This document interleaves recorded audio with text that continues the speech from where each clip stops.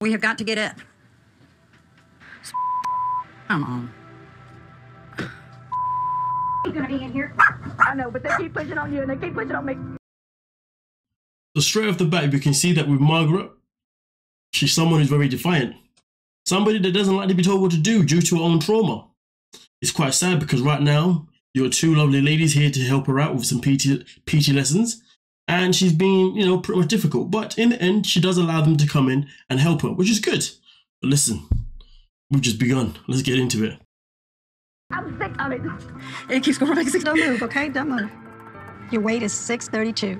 She's lost 100 pounds. So bear in mind, Margaret herself in particular was originally at 750, I think. So she's obviously lost a significant amount, which is good. But at the same time, though, it's the journey that's taken to get there. It has been a struggle. But nonetheless, though, in this situation here, Margaret has now been set up with a session with Dr. Paradise for counselling. And this is something that we're going to find quite interesting, because he points at how Margaret is quite reliant on her mother and how her mother has babied her way too much, and her mother has to allow Margaret to become a woman, you know, a 36-year-old woman who can rely on herself, not always having to rely on her mum. But let's listen. She's saying that my comfort zone is gone. Margaret, your mother can be very present. Know me. See the resistance? Just get out of my house. Just go. Just go. Get out of my house. That's my job. I think we've got to let her work on this on her own in order for her to realize she's a grown-up. She's getting out of bed in response to this. Margaret, wait. So obviously right there, Dr. Powder's just letting mum know, you got to allow her to get up and go do things on her own. You can't keep saving her. You can't keep always being there, because she's never going to grow to be an independent person. And she needs to become independent. And the matter of fact is, her becoming independent is going to be very key to her own weight loss. Why? Because it's her mother that feeds her, as amongst anyone else who's around her, but predominantly it's been her mother that has fed her. And her mother still denies the fact that, you know, she has been a part of Margaret's weight gain. And also Millie, which is her mum, she sees Margaret as her baby. Dr. Powder said you can't see her as a baby. You know what I mean? You got to see her as a 36-year-old grown woman who needs to be able to stand on 2 feet and go conquer this world.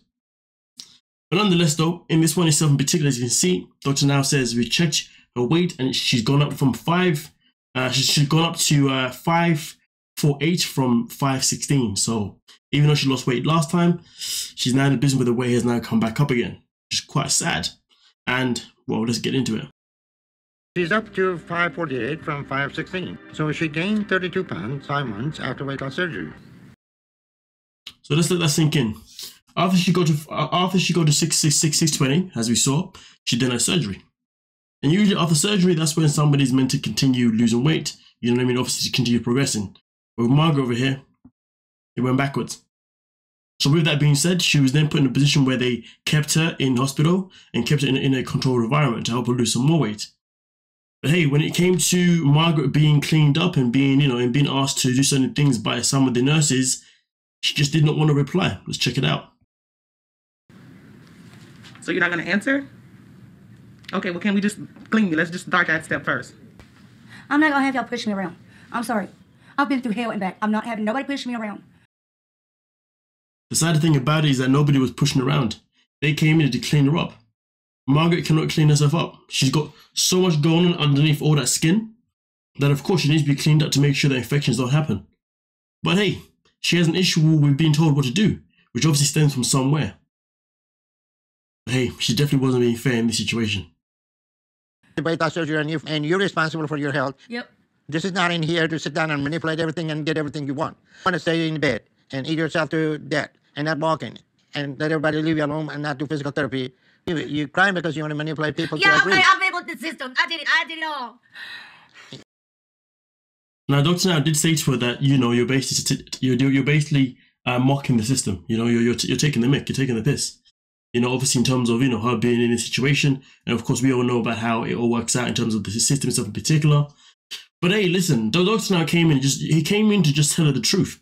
Say, listen, you're in here, but you're not taking advantage of the benefits that we have here. You're too busy complaining, too busy making up stories, too busy to try and manipulate people so therefore you can get what you want, rather than letting them do their job, do the job that they need to do to help you out. But of course, Margaret doesn't like it when she's confronted, nor does she like it when she's told what to do. You mean you almost died? Why are you making up the stories? Whenever we ask you something and you don't want to answer it, you're just screaming and not following and... Now, just to reference this, earlier on when the other two nurses came in to help her out to clean up and she was being defiant, she also claimed that how apparently she nearly died a month ago. So obviously Dr. Now's asking her now, but what do you mean you nearly died a month ago? We've had you here. And there you go. She has the answer. So that's why Dr. Now is pressing her, saying that you need to stop doing this madness of always lying, you know, just to get what you want, lying to just, you know, obviously run whatever narrative that you think is best for you, when in reality it's not. It's just you getting other people to feed you what you want or to enable you in any kind of way. Margaret was one hell of a freaking case. saying any dramatic thing you want to make people feel sorry for you and get you whatever you want. I understand her, but I'm not going to sit and have you bully me either. It's not bullying. We're trying to help you. You're down to... Nobody was ever trying to bully her in any kind of way. People were trying to help her, and that's about it. But hey, but let's continue. 463. So of course, this weight here is the weight that she lost, obviously, while she was back in hospital in a controlled environment. The question is, what happens when she goes back to a non-controlled environment? So you lost another 42 pounds this time. Not going to continue with the program. Margaret has started showing some positive changes, and I was hopeful that some real changes were... So sadly, when it comes to Margaret, she went back home and then decided at some point, or her and her mother decided at some point, that finishing the program wasn't worth it. happening. The big issue we couldn't defeat was her environment and the dynamic with her mom, Millie. And her mom, Millie, will take no accountability whatsoever to what has gone down in the household. You know, which is quite sad. Which is quite sad. There was one point the mom was like, well, I know we're doing the right thing because I've even lost weight too, blah, blah, blah, blah. I mean, listen, the good thing about it is that she lost weight throughout the whole process. She went from 700 plus pounds to 400 to 400 something plus to 400 plus pounds, which, you know, is still a good amount of weight loss. The only thing is that it's not enough because she has to get into the 100s. Being a 400 isn't going to be any good for her. You know, obviously right now, as you can see, she's pretty much predominantly bedbound. You know what I mean? And she still doesn't walk as much as she could or can. You know what I mean? So really into it, she needs to keep shifting more weight, and also on top of that, she needs to get obviously skin loss surgery as well. You know what I mean? But now she's opted out of the program. Lord knows where that leaves her moving forward. Sadly, obviously, that was the end of her story. If we're ever gonna find out what happens next, I guess we won't. To be fair, because obviously when they do Where Are They Now, it's only ever really one part. But at the same time, she has quit the program, so I guess it is what it is. So sad. All right, boom. So now we're gonna move on to Megan. Let's get into it. I have an appointment with Dr. Now a month ago at my doctor's office. I can't believe that I would be that big, but I hope to break that cycle today. Now, bear this in mind, she was 601 a month ago when she got weighed, from what I understand. And she's come back in and she's now 604. Yeah. I did that. You snacking? No. So 2 months later, she's only able to lose 14 pounds. Obviously, she's meant to lose 40 pounds. So right now, Dr. Now is asking her, what's going on? Have you been snacking? What have you been eating? At first, she said that she's been eating salads. But to be fair, when I saw her eating salads, I saw her having freaking bacon with salad. Yeah, it just looked outrageous. But let's continue. You snacking? No snacking. So no snacking, no soda, no sugar and drink. Nope. Okay. The matter of fact is, if she wasn't snacking, then she would have lost more weight. But either way, though, as you can see, after 7 months of minor weight loss, Megan moved with her mother to Houston, hoping that being near Dr. Now would help. Well, the question is, did it actually help? And I've lost about 100 pounds in the last year. I'm sorry, but losing 100 pounds in a year is nothing to be too proud of. Considering that Dr. Now usually asks his clients to lose up to 40 to 80 pounds, depending on the person, every 2 months. Losing 100 pounds is nothing. And so I'm just trying to forge ahead and work hard to keep doing that. I only lost 5 pounds last month, so Dr. Now told me I have to pick up the pace.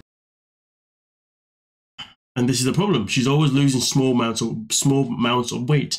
Now, she does have other complications going on with her body, which do prevent her from having weight loss surgery just yet. But she does get to a point where eventually she's actually able to get weight loss surgery, and she is actually approved.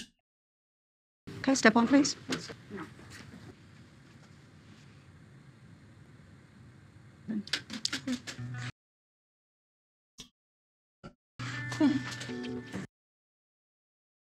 So as you can see, she does end up losing the weight to a certain degree, and she did get approved for weight loss surgery.